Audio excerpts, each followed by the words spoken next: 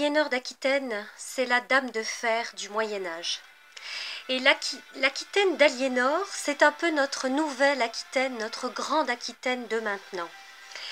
Aliénor, c'est l'héritière des ducs d'Aquitaine qui sont de véritables poètes et troubadours. C'est une femme extrêmement passionnée, vive, belle, qui va faire la deuxième croisade. Alors je vous raconte un petit peu sa vie.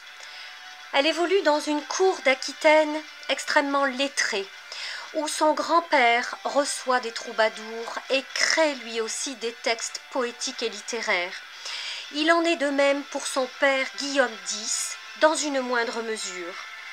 Aliénor d'Aquitaine est une femme qui est extrêmement fine, elle est belle, elle est dynamique. C'est une femme absolument pleine de vie.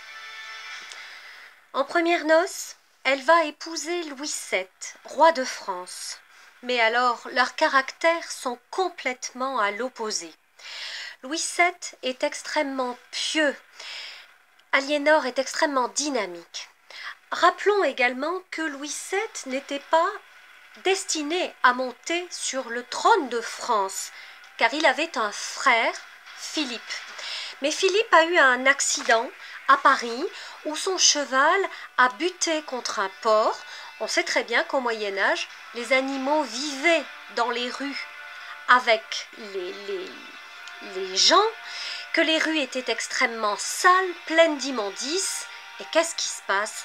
Le cheval de Philippe bute sur un cochon et c'est le roi tué par un cochon. Alors il n'était pas encore roi puisque Louis VI de France est encore sur le trône, mais c'est lui qui était destiné à gérer le royaume de France.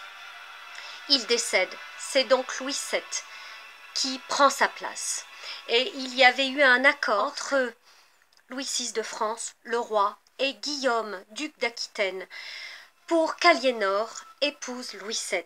Le duché d'Aquitaine était extrêmement important, plus important que le royaume de France à l'époque dans sa superficie et dans la puissance de ses seigneurs.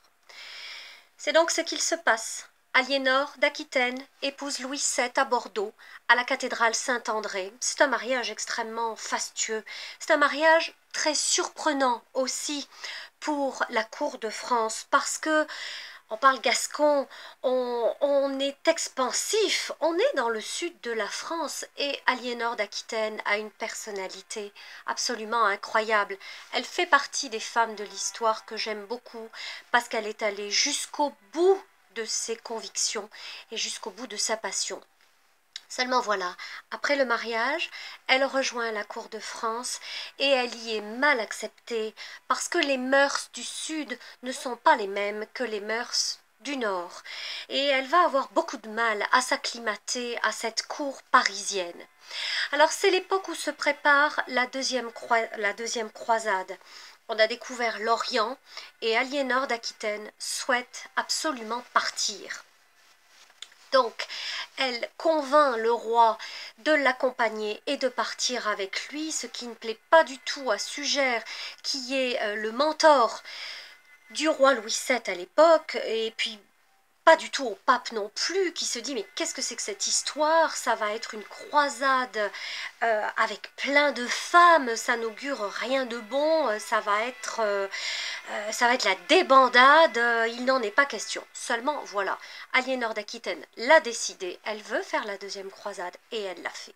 Et puis là, en Orient, elle découvre des choses extraordinaires, des mets, des épices, des étoffes. C'est quelque chose de vraiment très important pour elle qu'elle va ramener ensuite. C'est aussi une période où elle va être accusée d'avoir entretenu une relation avec son oncle Raymond, dont elle était tombée amoureuse.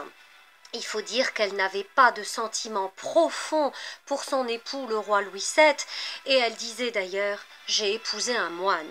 Mais effectivement, Louis VII avait été éduqué, formaté pour devenir un homme d'église, un homme pieux, puisque c'est son frère Philippe, rappelons-le, qui devait monter sur le trône de France. Alors, En plus de cela, Aliénor n'arrive pas à donner d'héritier mâle à Louis VII. Elle ne lui a donné que 2 filles. Et vous savez, mesdames, que lorsque l'on ne donnait que des filles à son époux, à cette place-là, cela ne suffisait pas pour conserver une alliance. Il est donc décidé une séparation, un divorce.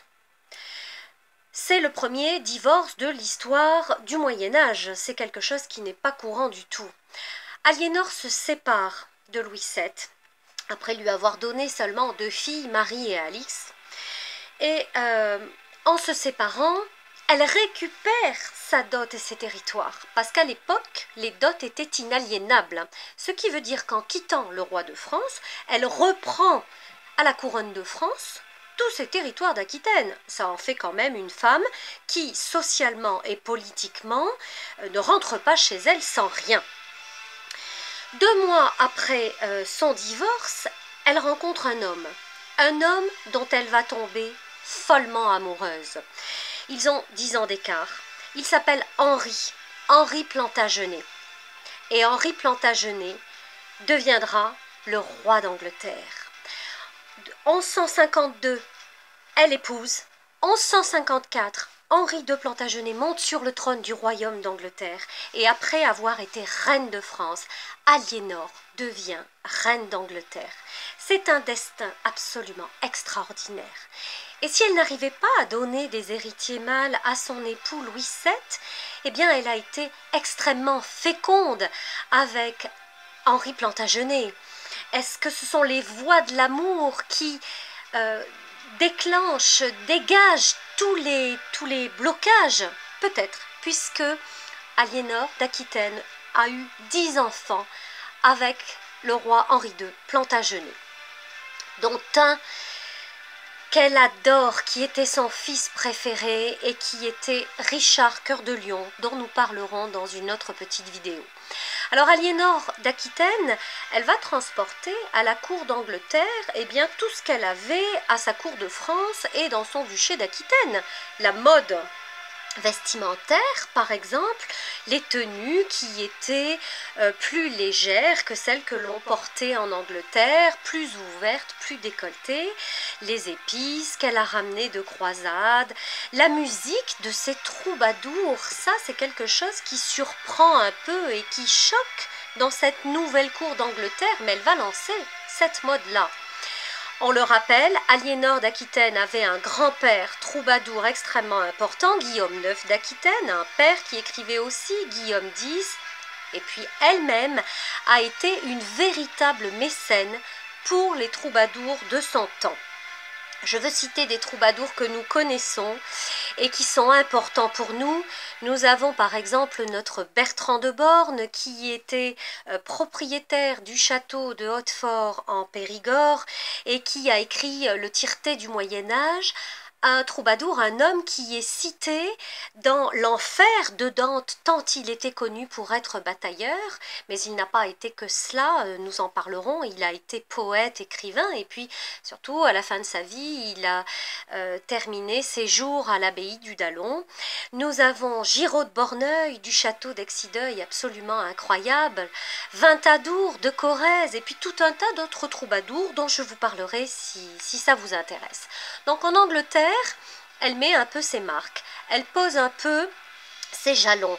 C'est vraiment une femme politique et c'est une femme qui va réfléchir très profondément aux alliances de ses enfants par rapport aux plus grandes puissances européennes. Aujourd'hui, toutes les plus grandes puissances européennes ont le sang d'Aliénor d'Aquitaine qui coule dans leurs veines.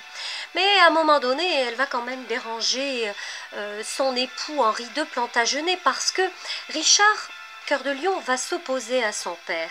Et elle, étant donné que c'est son fils préféré, elle va le soutenir. Elle se met donc en opposition avec son époux et son premier fils, Henri Courtemantel. Et elle va le payer très cher, puisque ça reste une femme. Et il faut bien considérer que les femmes au Moyen-Âge n'ont pas de pouvoir. On est dans une société complètement misogyne. Les hommes décident de tout.